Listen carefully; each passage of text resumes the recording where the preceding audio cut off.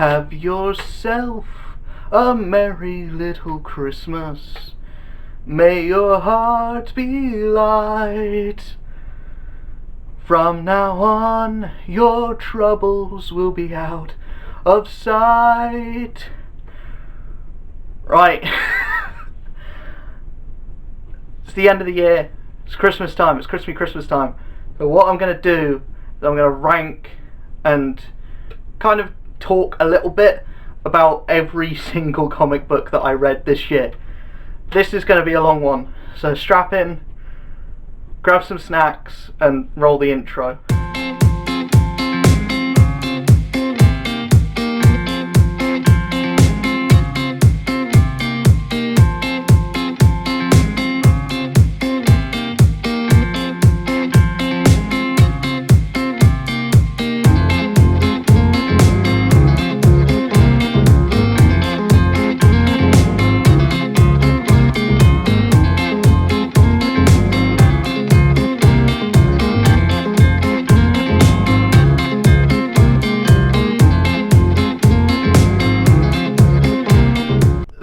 I'm just gonna say right at the start of this, I haven't read every single comic book that came out this year.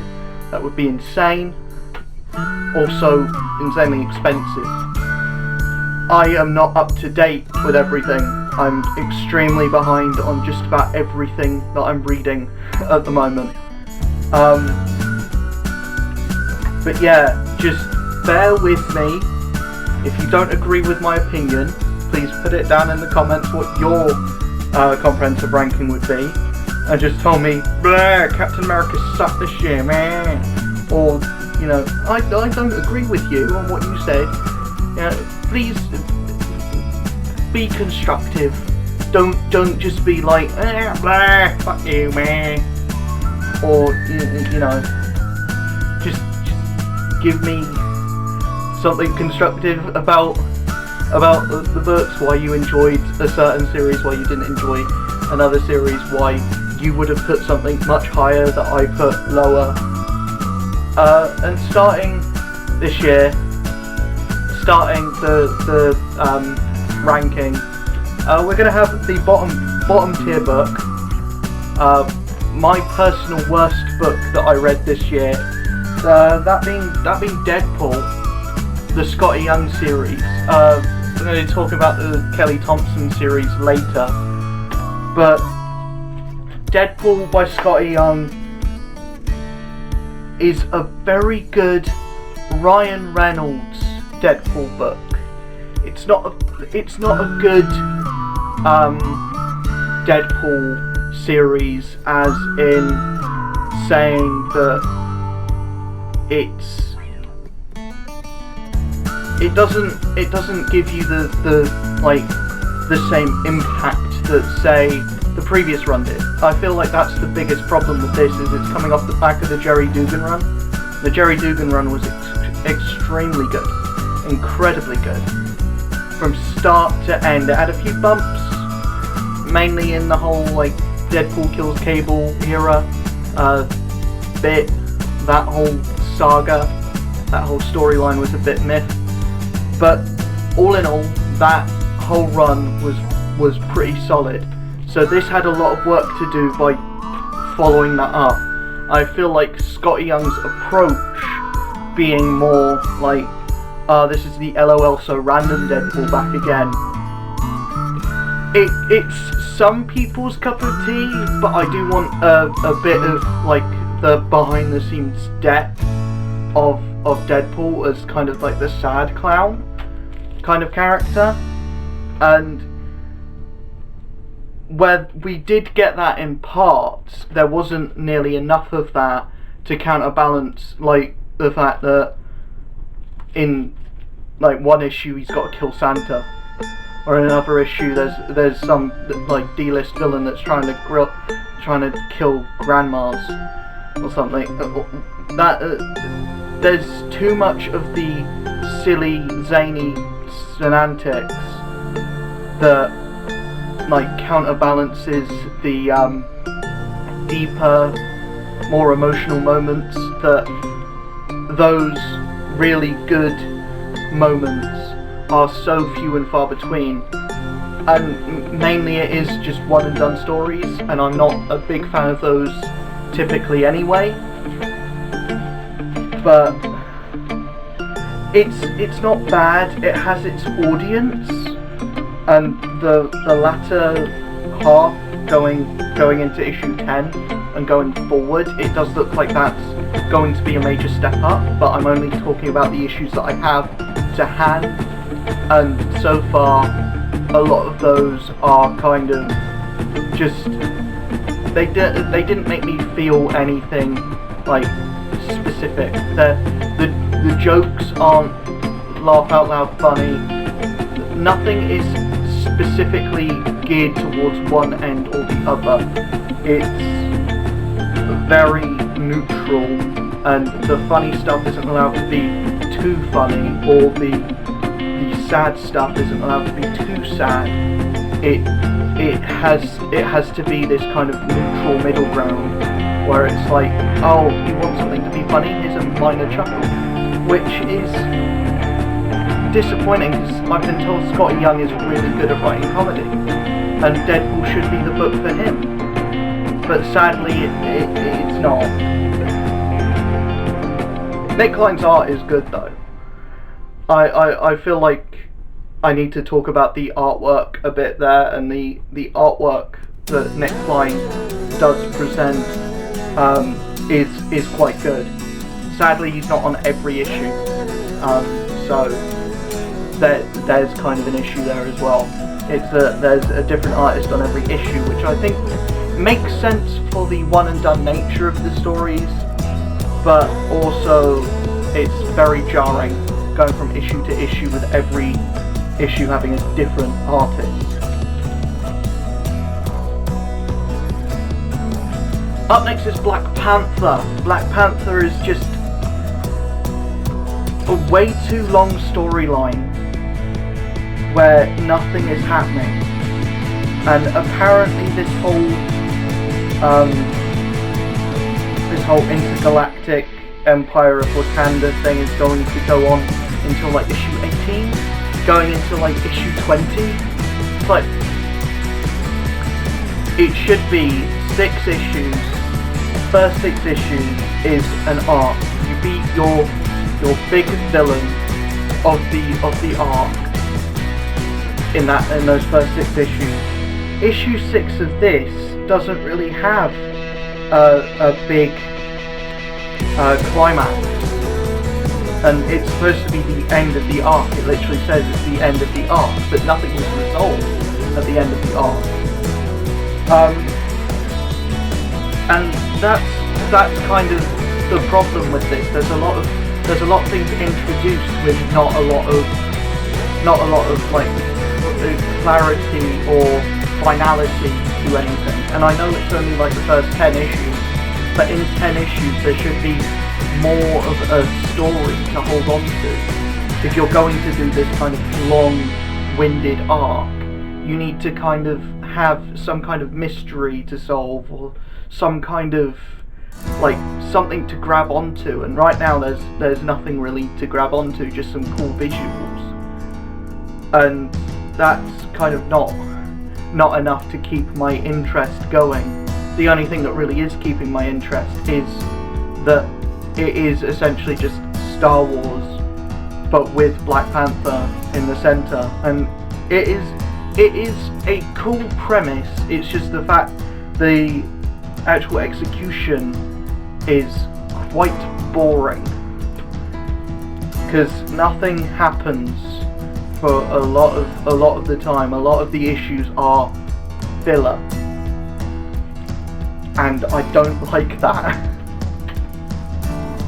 I don't like when a book is a whole load of nothing. When I'm reading an issue and I get to the end of the issue and I'm like, well, nothing happened in that issue, but maybe it's just padding space for the next issue, and the next issue comes out, and oh, maybe the important thing is going to happen in the next issue, and the next issue comes out and something important happens, but it's not quite the big important thing that you've been waiting for the last 3 issues. That is you know, kind of disappointing, and it's kind of, you know, generally I like the slow burn, long arcs, but there it's just, it goes too much time with not enough happening for it to actually keep my interest.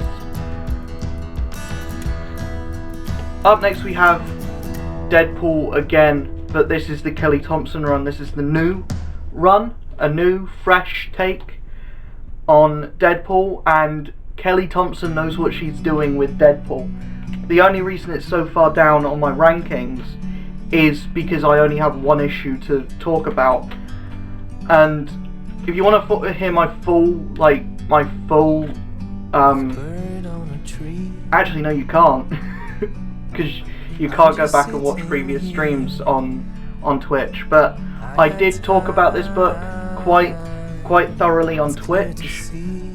So go check out my Twitch, Twitch TV/Luke2001Warner. Go check that out, because I will be doing comic book reviews on a semi-regular basis on that. But Deadpool #1 by Kelly Thompson is really damn good, and I didn't expect it to be so good. It's basically Deadpool fighting a load of monsters, and Deadpool then becomes the king of the monsters, and essentially he doesn't like that position and is like, no, this is boring, I want to have sex and I want it to be like Game of Thrones, but it's just not. It's actually a very incredibly boring position, and then Kraven comes in at the end and he's like, right, I'm gonna hunt people, and it's the new Kraven as well, which is very interesting. So I'm very excited to see where Deadpool is going down the line, because if he eventually comes head to head with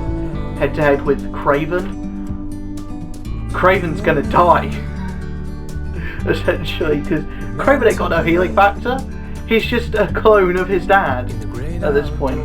So will be interesting to see what Kraven can actually do, what this version of Kraven can actually do. And it'll be interesting to see if he's not just a carbon copy of the previous Kraven. Up next we have Captain America, another book by Ta-Nehisi Coates, another slow burn, but this one actually has stuff going on in it. They actually have every issue something happens.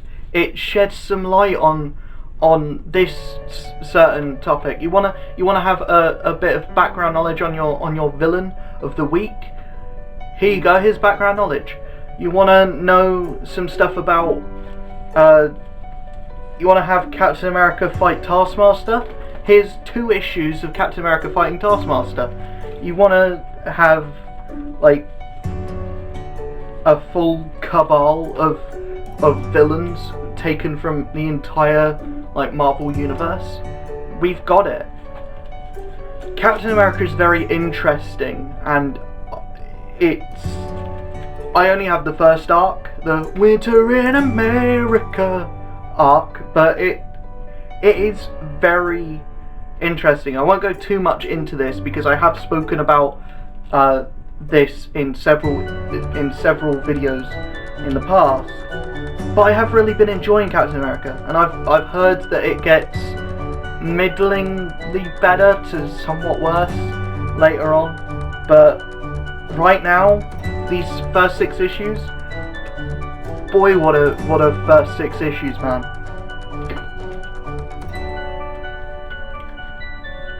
Another series which I only have the first 6 issues of, but I actually am really enjoying, is Fantastic Four.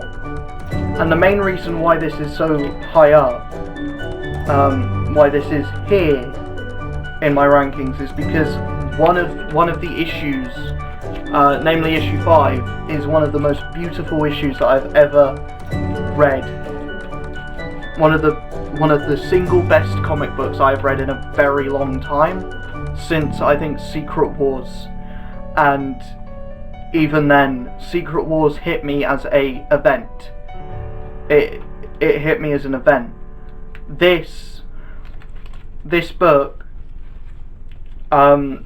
issue 5 or issue 650, hit me as a single issue, which told so many different stories, which all like came into one at the end, and it was beautiful.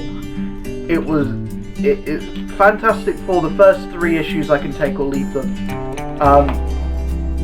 but from issue 4 onwards, the book really has a place. It has a place, and it has a pace, and it knows what it wants to do, and it does it very well. And it definitely has the emotion behind it. And Dan Slott knows what he's doing, and he is writing the Fantastic Four very well. The only reason it's so far down is because those first 3 issues didn't really do anything for me. Because like it did kind of feel like there were no stakes for that whole storyline.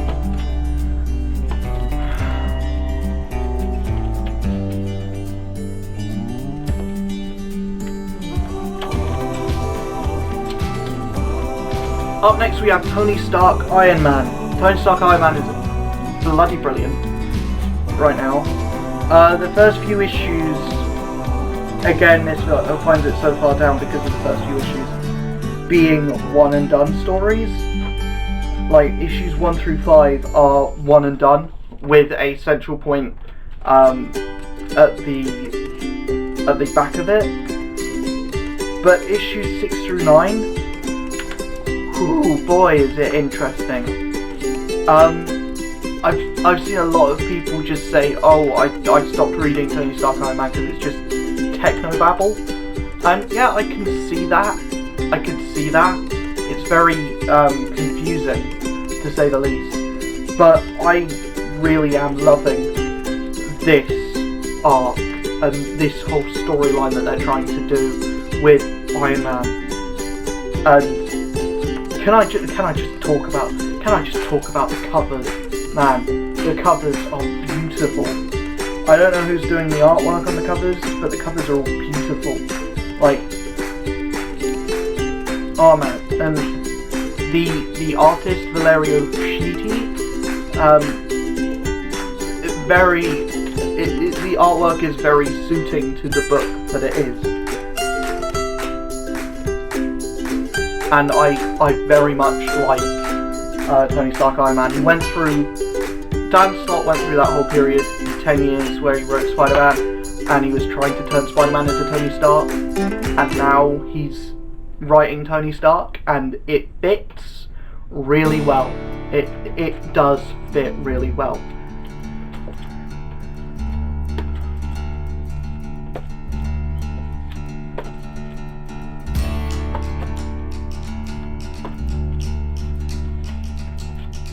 Up next we have Jason Aaron's Thor. Super behind on this. Super behind on this. I am up to issue 8, where it's basically just saying War of Realms is coming, or War of Realms looms. And War of Realms happened in April. War of Realms happened in April, and I haven't even got up to that point yet. Boy, I'm behind. But yeah, really enjoying Thor. I'm not really one for Mike Del Mundo's art though, but the writing is superb, and there are moments in this book which are so epic that I am gobsmacked that they haven't put some of this stuff in the films.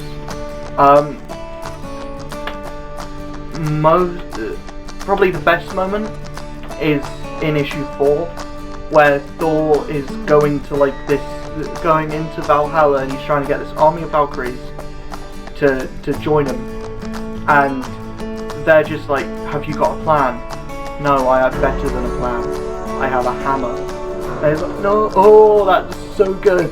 That's such a good line. And it's like, how have they not used that line in the movies? Like boy, that is,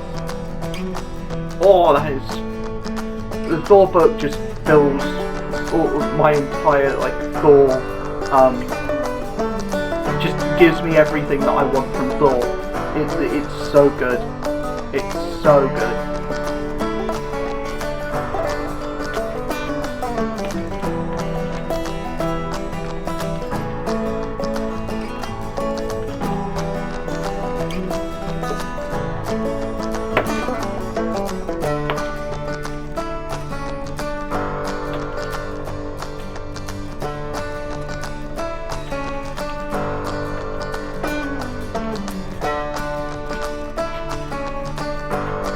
Up next is Amazing Spider-Man. Amazing Spider-Man I am a good 20 issues behind on. And the last issue that I have is issue 12. And this is back when they were doing the Stan Lee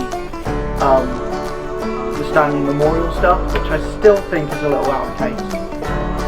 Even to this day, I think it does leave a bad taste in my mouth when other creators got a full page of a whole biography of their work, and Stan Lee just gets a picture and, you know, his name and blank till blank. That does seem kind of like an insult. And then the fact that DC does a better memoriam to Stan Lee than Marvel does, that seems a bit awkward as well.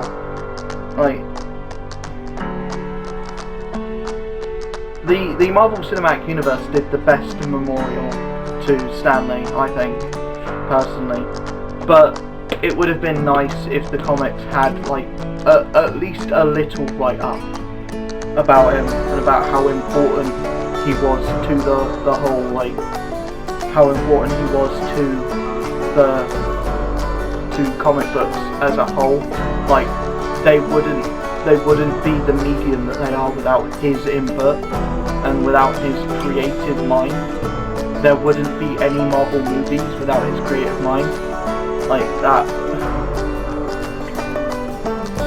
Yeah, but that's not what this video is about. This video is about talking about comic books. You know, not talking about, you know, Stan Lee and how much he, impacted on my life. So yeah, that's that little tangent over. Spider-Man. I love Nick Spencer's Spider-Man. It's really good. Apart from the fact that Spider-Man is barely in it.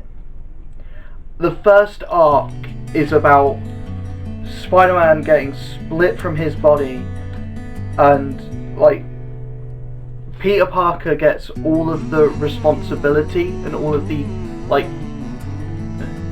Peter Parker and Spider-Man become two separate entities, and Peter Parker is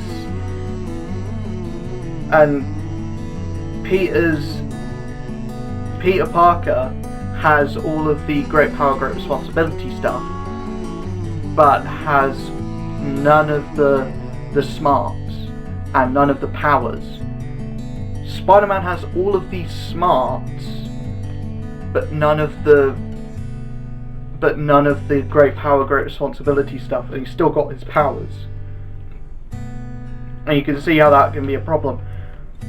But I feel like the big problem with the first arc was that it was too jokey.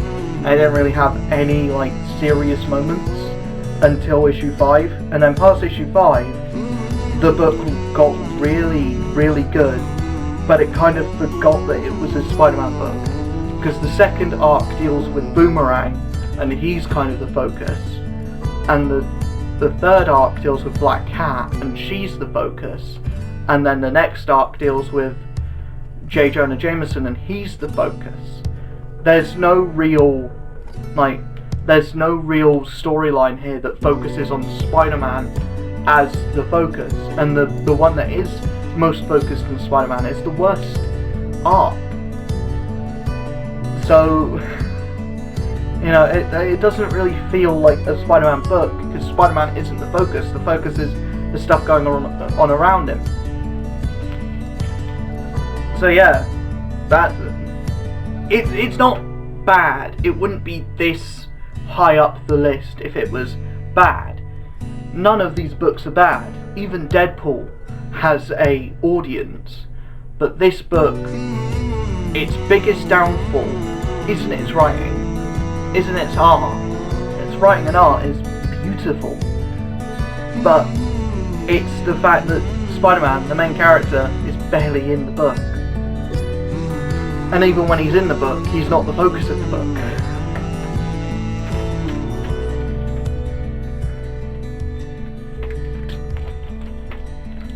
Up next is X-Men. I can see why people love this. It's so good.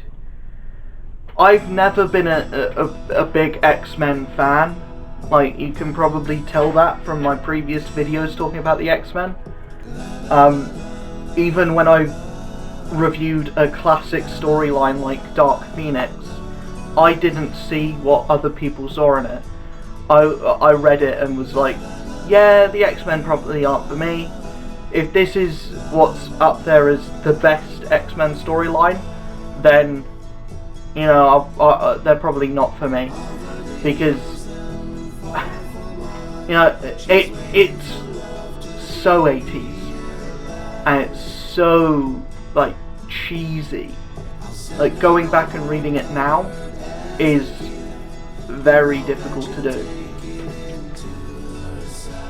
This, on the other hand, revitalizes the X-Men in so many ways, and it has a very interesting team, which is essentially just the Summers family and Wolverine, because Wolverine has to be on the X-Men. But yeah, I love where this is going. I love the idea, the ideas presented in this book. The only gripe I have with it is the art by Lionel Francis Yu. A lot of people love him. A lot of people love his art style. I don't get it. It's too muddy. It's too many lines. Too many of the characters look the same.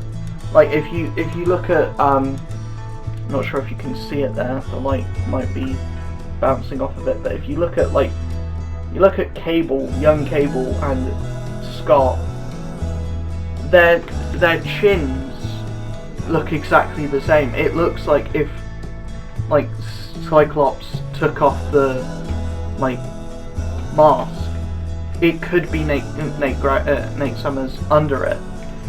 Like, the fact that Vulcan's in it is amazing. I love that Vulcan's in it. Vulcan is great. Cable doesn't act like Cable. He's just like, oh, I got this cool gun. I got this cool gun off this guy. Can I keep it? It's like, that's not how Cable acts. Even young Cable, like, that's not how you act.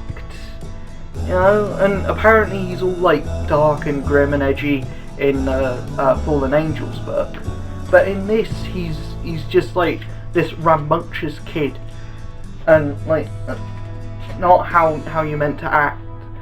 But the rest of the book is absolutely brilliant.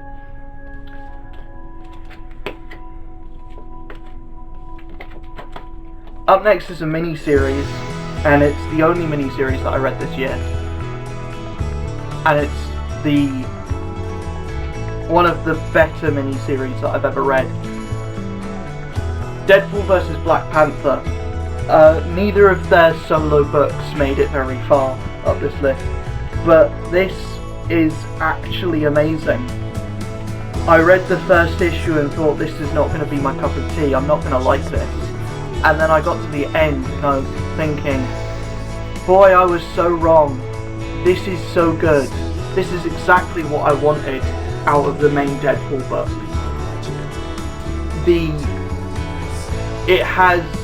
It's laugh out loud funny, but it's also very reflective on the character of Deadpool as a whole, and it looks at him especially. Black Panther takes a back seat, but it looks at the character of Deadpool and it examines what makes him tick and how far will he go, and is he a goodie or a baddie. And it basically states at the end, yeah, he's more on the side of the devils than the angels. He's not really a good guy, but he is trying to fix it, and that's where the story ends off. It doesn't have a definitive answer for anything, and I feel like that's amazing. That's brilliant that you can do that in a miniseries, especially in Black Panther versus Deadpool. Oh my, what? Whoever came up with this, whoever thought that this, like, idea was, whoever came up with this idea and thought that this idea was like something worth pitching, you so are a genius. Like, take the two most popular superheroes in the world at the moment, Black Panther and Deadpool, and put them up against each other and not have it be about, and not have the movies inflict anything over the book itself. That is so good.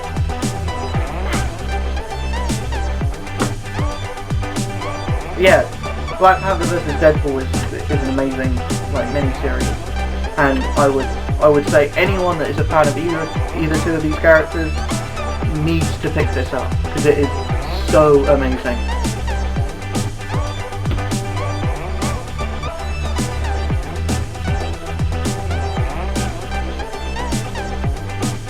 Up next, we are fourth from the end. We are almost at the end of this, and we have Hawkman.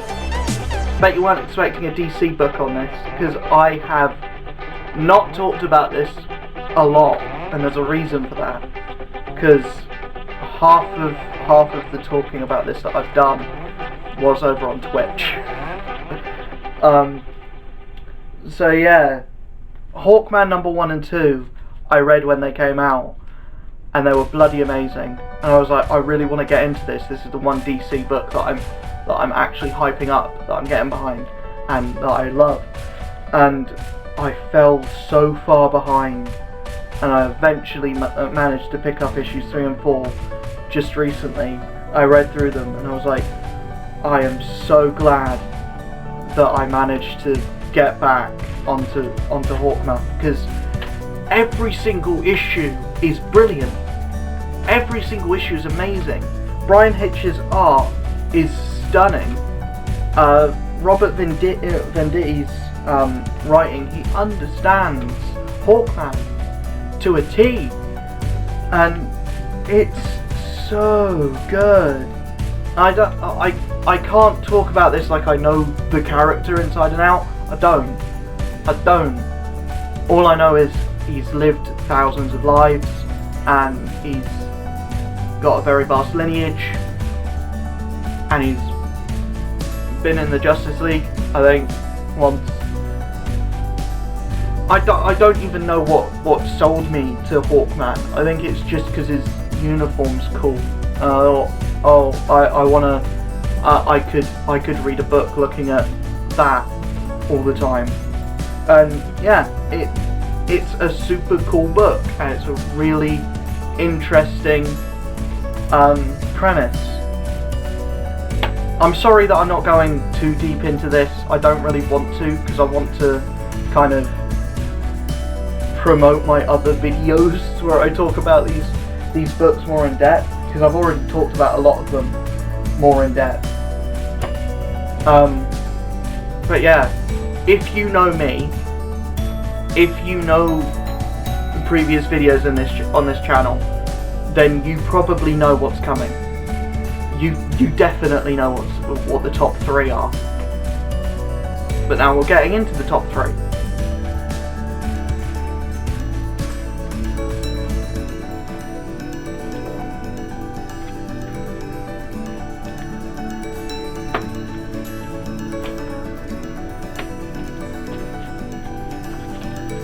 Immortal Hulk. Immortal Hulk is something that I didn't like at the start. I thought it was boring, to be quite honest. It wasn't selling me on the first few issues. But like with all books, I give it the first arc test. Everyone else does the first 3 issues test, and if they're not sold by the first 3 issues, then they drop it. With me, it's the first arc test, because the first 5 to 6 issues is usually how long a first arc is. And if a book hasn't sold me by the first arc, then there's no hope. The first arc is meant to be, this is going to be the best arc that we can put forward to sell the book. And boy, this book got fucking good. Like, this honestly is probably one of the, well, you know that it's one of the best series that I'm collecting because I put it at number 3. But it is also awesome. It's so good. The horror angles, the body horror that's in it. Like, there is a scene where the Hulk gets blasted into a million pieces. All of his pieces have been put in jars. Each of his organs have been put in jars, and he manages to reconstitute himself. But there is a doctor that gets swallowed up in all of the reconstituted parts of the Hulk's body. And when he returns back to Banner in the daytime, he can just feel like there's a man inside him, and he's like, shit, I killed someone. And that is so fucking good. And I love everything in these first 11 issues. I've heard that the book has kind of lost its way now, and it's not as good anymore, but oh man, these first 11 issues are so good.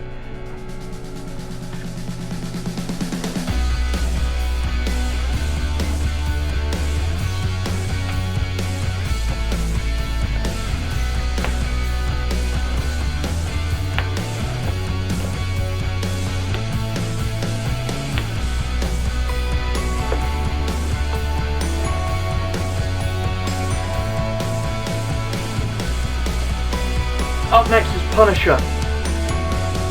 Punisher numbers 1 through 11 by Matthew Rosenberg. I love this, and I was getting into this just around the time that Punisher season 2 came out, and I was on a massive Punisher kick, and I was getting this, and this just works. It just works. It's just a beautiful, like, Punisher storyline. Yes, most of it takes place in prison, but it's so good. It's so good. Like, Punisher has just come out of having the War Machine armor, but even without that added firepower, he's still looking for the big guns, and he's going after the biggest one, Hydra. More notably, Baron Zemo. And Baron Zemo has no, like, interest in fighting Punisher. he usually fights Captain America on a regular basis. The Punisher's just a guy with a gun. Like he doesn't see him as a threat, so he just throws him in prison. And that is where the most interesting stuff happens, in the prison. And it does look like this is going to get a lot better and a lot more interesting, because Punisher is putting together his own Thunderbolts team, and apparently so is Baron Zemo, and they're going to go head to head, and that looks super fun. So Punisher, really enjoying it, really loving it, hope, and really looking forward to getting it finished, because that run is done now. So I'm really looking forward to getting that over and done with. If you know me, you know why this is number one. Venom. Venom is amazing. Venom is so good. I did a video recently comparing what I thought was the worst Donny Cates run and what I thought was the best Donny Cates run, and this is the best Donny Cates book in my opinion. It's so good. I love it. There is not a thing wrong with it. If I could have one gripe, though, and it's not a big one, it's not a big gripe in any stretch of the imagination, it's just the fact that it is kind of slowing down in pace. It's kind of got this arc where like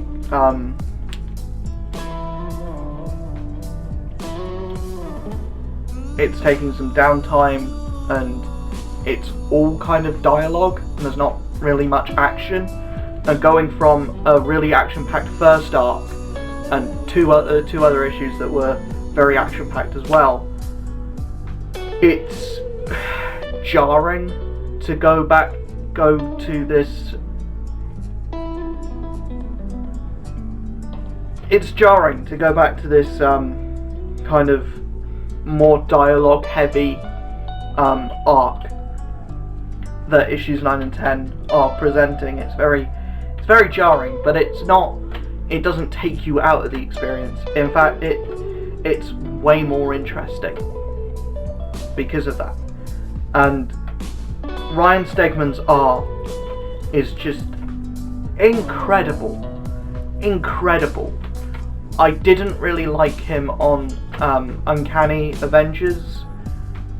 I felt like there he was a bit like just finding his rhythm, and that book itself was very colourful, and his artwork doesn't really fit that kind of a book. But this, where it's more dark and more muted colours, and there's a lot of black and grey, it works here, where he's got all the like kind of twisted positions that everyone's been put in. It works here. That's kind of all I have to say about these books. So, comprehensive order. I'm just gonna watch like 10 seconds of this. You know, the worst book: Deadpool, Scotty Young; Black Panther, Ta-Nehisi Coates; Deadpool, Kelly Thompson. What was next? Okay, I won't do the comprehensive list because I can't remember it. But if you're at the end of this video anyway, and you probably watched the rest of it, congratulations. How was your popcorn? Was it nice? I bet it was nice. It better be caramel. It better be toffee. You know, yeah. There you go. I'll see you guys in the next video. Peace.